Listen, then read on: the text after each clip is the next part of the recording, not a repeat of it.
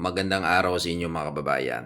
Share nyo yung video na ito para makarating sa ating mga kababayan na nakakarinig ng aking sasabihin sa inyo. Ito'y may katotohanan. I-real talk ko itong mga nasa administrasyon ngayon.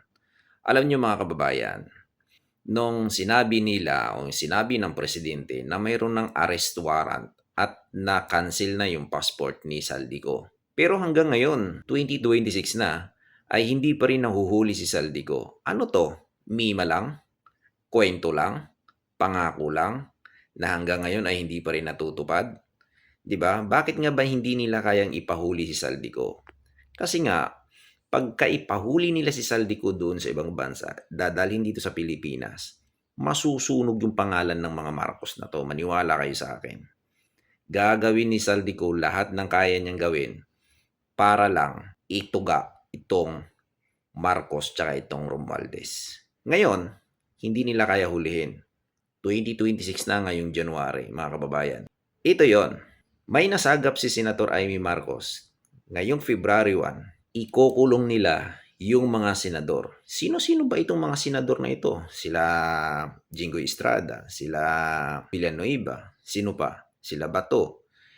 Itong mga DDS na ito, ang mga senador na ito ay sigurado na ikukulong nila at isasangkot nila doon at i-involve nila doon sa ghost project na wala naman silang matibay na ebidensya. Pinakamasakit nito mga kababayan, isinusulong ngayon sa Kongreso yung impeachment.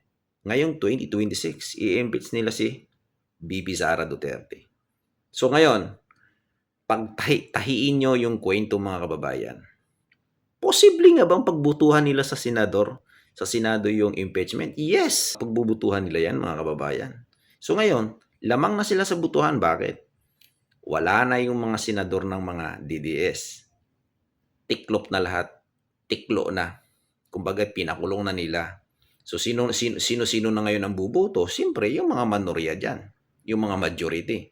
Kawawa. Yung mga DDS na senador. Wala na. Goodbye na.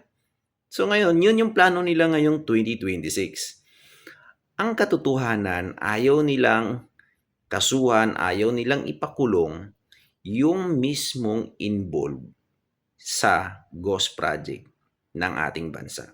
Sino-sino nga ba yun? Well, binanggit na nga inisa-isa na Binanggit ang pangalan ng dating speaker at yung mga mismong kadikit ni PBBM sa Malacanang.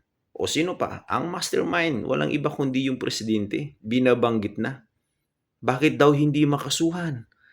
Paano nga ang kakasuhan? Hawak nyo yung ombudsman. Hawak nyo lahat yung makapangyarihan sa ating mambabatas. Sino at saan dudulog yung mga Pilipino magsasampa ng kaso kung hawak ng isang presidente lahat ng departamento ng ating justice? May lakas loob ba kayong magsampa ng kaso? Di ba hindi? Kawawa. So ngayon, yan yung realidad na nangyayari ngayon.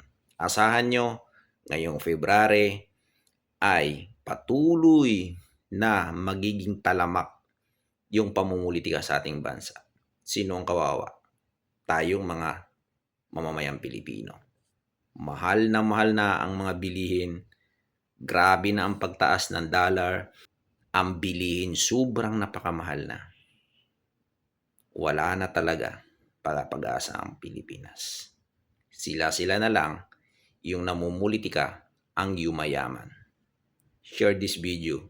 Thank you for watching. God bless everyone.